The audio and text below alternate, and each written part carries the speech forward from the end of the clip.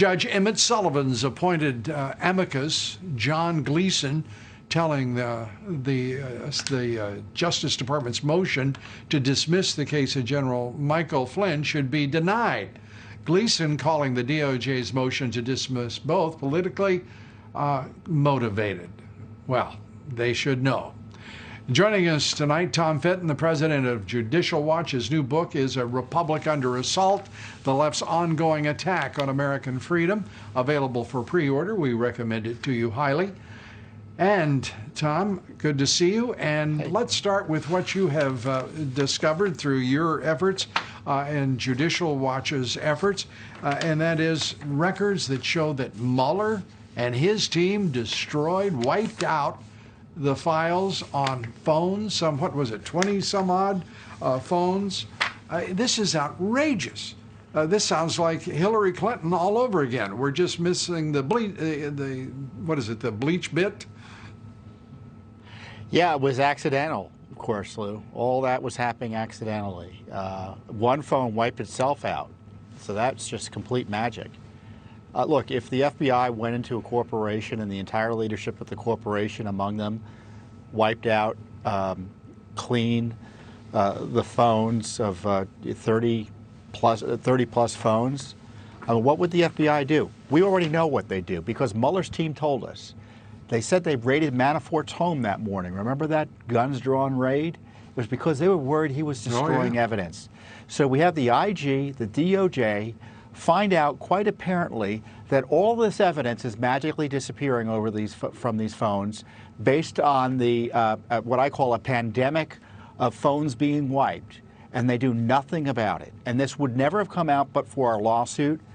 And we just found out earlier in another release that Mueller was in the running for the FBI position. Rosenstein wrote an email saying he's taking himself out of consideration, which means he was under consideration and he knew it, which raises questions about perjury to Congress. So there's between what happened with Mueller's testimony and the destruction and potential of evidence and the potential obstruction of justice, there needs to be a criminal investigation of the Mueller team. And the fact that it evidently hasn't been done yet speaks volumes about the way the DOJ is being run when it comes to their own internal corruption. Well, their internal corruption is well documented, thanks in large measure to you at Judicial Watch. But across the spectrum of terrific reporting and political watchdogs like you, I guess we'll have to leave it with like you, there is Judicial Watch and none other, really. The case is sitting in their laps. This is outrageous. You mentioned what would happen at the Justice Department if a corporation did it. Imagine what would happen if you did it to the IRS. Would they sit there and just sort of suck on their thumb and say, oh, did really 27 phones were just wiped out?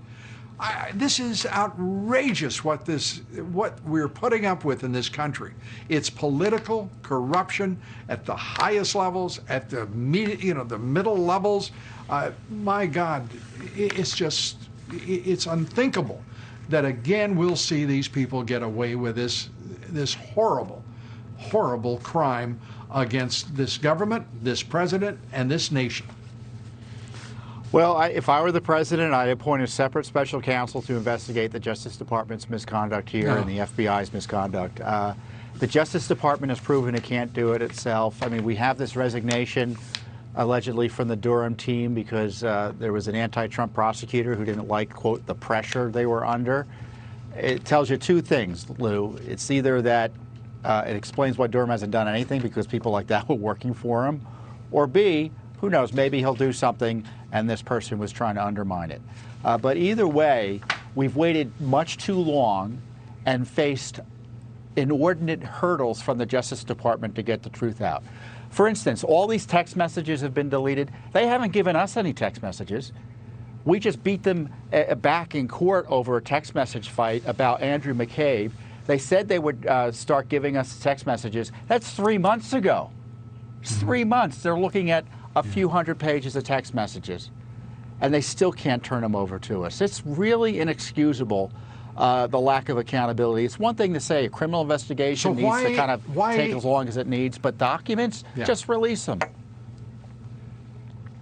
Yeah, and why is this Attorney General, William Barr, not making certain that it's happening on a timely basis? The Justice Department has been demonstrated throughout the Obama years and the political corruption that ensued almost across the entire federal government, that the Justice Department is where truth best goes to die. It hasn't changed, my God. A year and a half for an investigation? That's absurd. You can destroy, you can create, manufacture evidence. Why in the hell would anybody think that that was an appropriate time for an investigation? Is it too complex for the witless amongst the politically corrupt? I don't think so. This is pure corruption. That's right, and this came even after it was reported, or around the same time it was reported, that the struck page text had been erased by the special counsel's office. And so they had this wider spread problem that no one was being told about, and we only found out because we sued. And you know, this Justice Department, in terms of the difference between the Obama administration and this administration, there really hasn't been much difference in terms of the transparency. I mean, we just had a filing in court the other day. Today's the anniversary of 9/11, not only the terrorist attack in New York and here in D.C., but also in Benghazi. They told the court, shut it all down.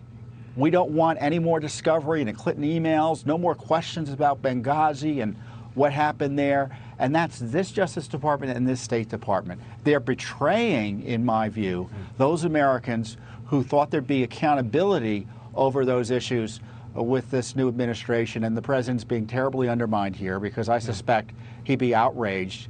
But you know, they probably tell the president, "Oh, you can't get involved in any of this." My view is he should order a transparency revolution right now, a transparency emergency. Release everything. Who knows what else is out there?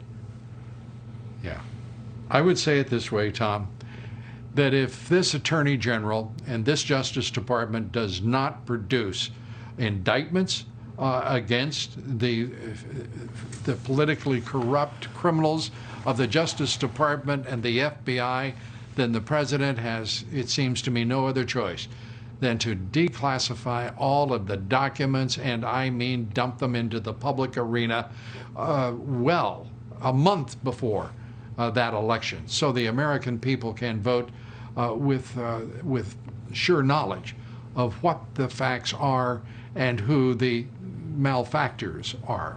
Tom Fitton, one of the great guys. Appreciate you being with us.